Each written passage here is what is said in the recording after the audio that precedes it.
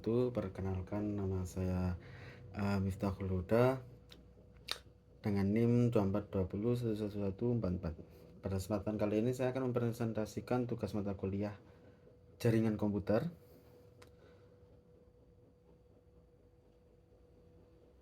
untuk mengimplementasikan topologi jaringan yang telah saya kerjakan. Nah,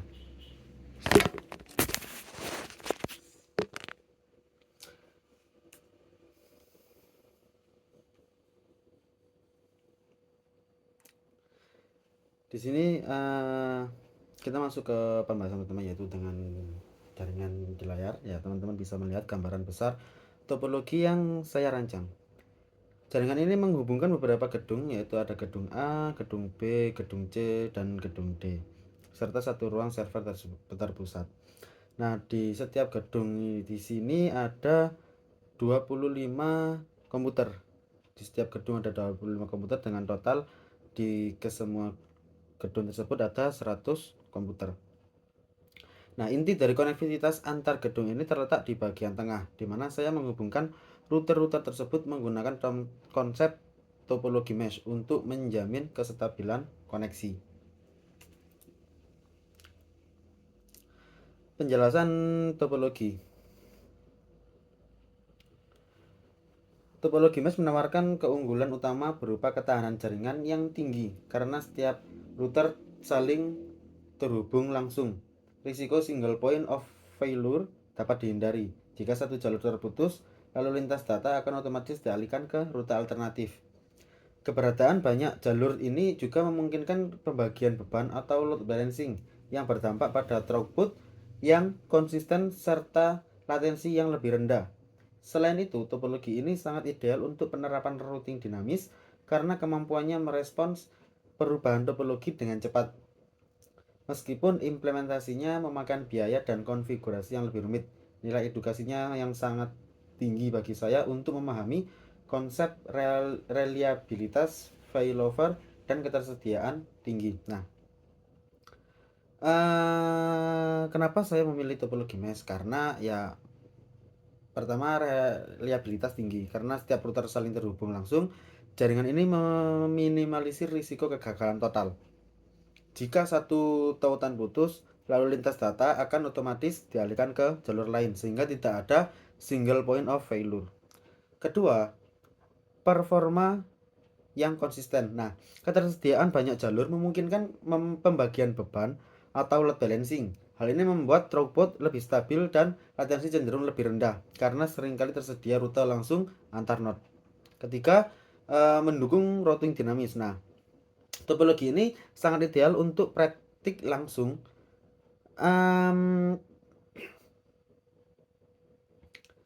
untuk praktik routing dinamis karena perubahannya dapat direspon dengan cepat untuk mendapatkan rute pengganti atau konvergensi cepat. Meskipun konfigurasi dan biayanya lebih rumit, tapi nilai edukasinya sangat tinggi bagi saya untuk memahami konsep failover dan ketersediaan tinggi. Nah,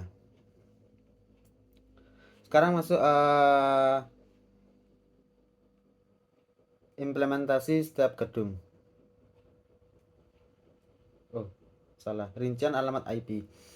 Nah, di rincian alamat IP, untuk skema pengalamatan atau IP addressing, saya telah membaginya ke dalam beberapa subnet agar efisien. Setiap gedung A, B, C, D dialokasikan subnet 127 yang cukup untuk menampung jumlah host di masing-masing gedung.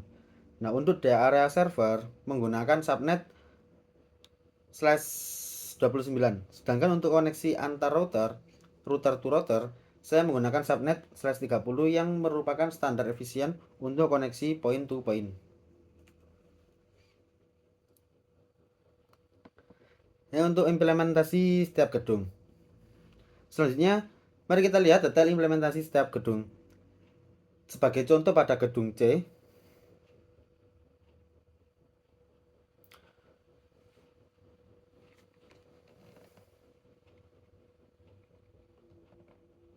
nah, pada gedung C ini skemanya adalah router mendistribusikan koneksi ke switch yang kemudian memecah koneksi tersebut ke berbagai end device atau PC pengguna.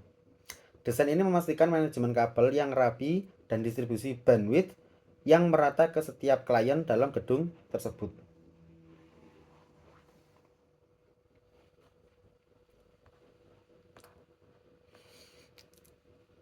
Agar semua gedung dan subnet tadi bisa saling berkomunikasi, saya menerapkan konfigurasi routing dinamis. Di sini terlihat cuplikan konfigurasi CLI pada router. Saya menggunakan perintah router RIP dengan version 2.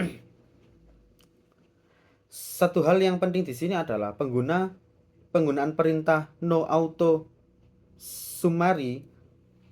Nah, perintah ini krusial agar router mengirimkan informasi subnet mask yang spesifik seperti /27 atau /30 tadi, dan tidak menggabungkannya menjadi network classful sehingga routing berjalan akurat. Nah, di sini kelebihan routing menggunakan RIP. Alasan saya memilih protokol RIP untuk simulasi ini adalah karena efisiensinya. Pertama, konfigurasi sederhana dan cepat. Ini cukup dengan perintah router RIP. Pertukaran informasi rute terjadi otomatis, sangat efisien untuk waktu praktikum. Yang kedua, karena ringan. Protokol ini tidak membebani sumber daya router standar laboratorium. Nomor 3, troubleshooting mudah. Metriknya menggunakan hop count yang simple sehingga jalur data mudah dilacak. Yang keempat, mendukung failover otomatis. Yang paling penting ini, RIP mendukung fitur dinamis. Jika ada link putus di topologi mesh saya tadi, RIP akan otomatis mempelajari rute alternatif tanpa perlu konfigurasi ulang manual. Demikian presentasi mengenai perancangan jaringan komputer yang telah saya buat. Kurang lebihnya saya mohon maaf. Terima kasih. Assalamualaikum warahmatullahi wabarakatuh.